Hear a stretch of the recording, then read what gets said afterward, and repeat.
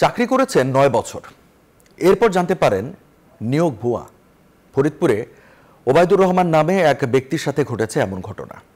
তিনি দাবি করেন নিয়োগ পেতে ৫ লাখ টাকা গুনতে হয়েছে তাকে, যদিও দীর্ঘদিন দায়িত্ব পালন করলেও বেতন মেলেনি ১ টাকাও।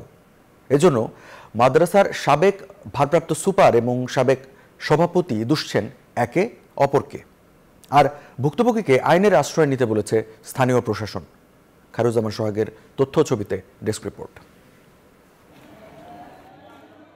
ফরিদপুরের ভাঙ্গা উপজেলার আজিমনগর ইউনিয়নে ২০৮৮ সালে প্রতিষ্ঠিত হয় রশিদপুরা দাখিল মাদ্রাসা। শুরুতেই অনিয়ম ও দুর্নীতির কারণে আলোচনায় এই শিক্ষা প্রতিষ্ঠান।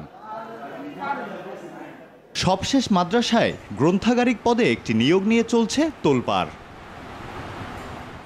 ২০১৩ সালের ২৩ ফেব্রুয়ারি মাদ্রাসার গ্রন্থাগারিক পদে ওবায়দুর রহমানকে নিয়োগের সুপারিশ করা হয়। এরপর ওই বছরের ২৯ ফেব্রুয়ারি থেকে ৩ মার্চের মধ্যে যোগ দিতে বলা হয় তাকে। নিয়ম মেনে মাদ্রাসায় কাজেও যোগ দেন ওবায়দুর। এরপর মাস যায়, বছর যায়, বেতন না মেলায় সন্দেহ তৈরি হয়। ৯ বছর পর জানতে পারেন তার নিয়োগ অবৈধ। ভুক্তভোগীর দাবি নিয়োগ পেতে ৫ লাখ টাকা গুনতে হয়েছে তাকে। একটি নিয়োগ কমিটি গঠন দেখানো হলেও নেওয়া হয়নি কোনো পরীক্ষা। সবার স্বাক্ষরই ছিল জাল। ভারপ্রাপ্ত সুপার সাহেব ছিলেন আনোয়ার হোসেন, উনি আমাকে নিয়োগপত্র দেয়, তারপরে আমি ক্লাস শুরু করি। সে বলে খালি বলে রাখছে যে এমপিও ছাড়ুক, বিল ছাড়ুক, আমি তোমার কাগজপত্র ঠিক করে দেবো।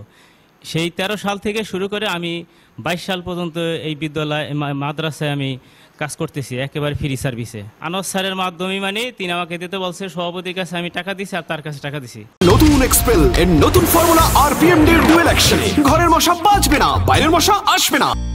অভিযোগ উঠেছে মাদ্রাসাটির তৎকালীন ভারপ্রাপ্ত সুপার আনোয়ার হোসেন ও ম্যানেজিং কমিটির সভাপতি নুরুল ইসলাম মিলে ভুয়া নিয়োগ দিয়ে হাতিয়ে নিয়েছেন কয়েক লাখ টাকা, যদিও তারা দায় চাপাচ্ছেন একে অন্যের উপর। তারে টাকা দেবে আর তারে টাকা দিলে সেই টাকা মানে আমার মাধ্যমে হবে, এত বড় আমি না, এটা অনেকেই বোঝে। এইগুলা সে যা বলতেছে এটা আমি অস্বীকার করি। সুপার কাছে হজে দিয়ে গেছে ভারপ্রাপ্ত, তারা ওই যে কারে নিয়ে চাকরির কাগজ সেই আইসে, আর তারা কি লাগছে আবার বসে যে সই দেন, আমি সইটা দিচ্ছি, আমি একটা সই যাই তার। এই ঘটনায় দোষীদের বিচার চেয়েছেন মাদ্রাসা কর্তৃপক্ষ। পদের তো কোনো বেতন হবেই না, পদ নাই, পদবি নাই, ভুয়া নিয়োগ। আমি চাই এটা সুষ্ঠু তদন্ত করে আপনারা যেটা আইনে যে শাস্তি হবে আমি সেই শাস্তির দাবি করি। আর ভুক্তভোগীকে আইনের আশ্রয় নেয়ার পরামর্শ উপজেলা নির্বাহী অফিসারের। বলছিলাম যে যারা দায়ী রেসপন্সিবল তাদের বিরুদ্ধে আপনি আপনার সাথে যে প্রতারণা করছে আপনি চাইলে তাদের বিরুদ্ধে মামলা করতে পারেন, অথবা বোর্ডেও তাদের বিরুদ্ধে আইনগত ব্যবস্থা নেওয়ার জন্য বোর্ডেও আপনি কমপ্লেন দিতে পারেন। বিষয়টি গুরুত্ব সহকারে তদন্ত করা হবে বলেও আশ্বাস করেছেন স্থানীয় প্রশাসন। Desk report, news 24।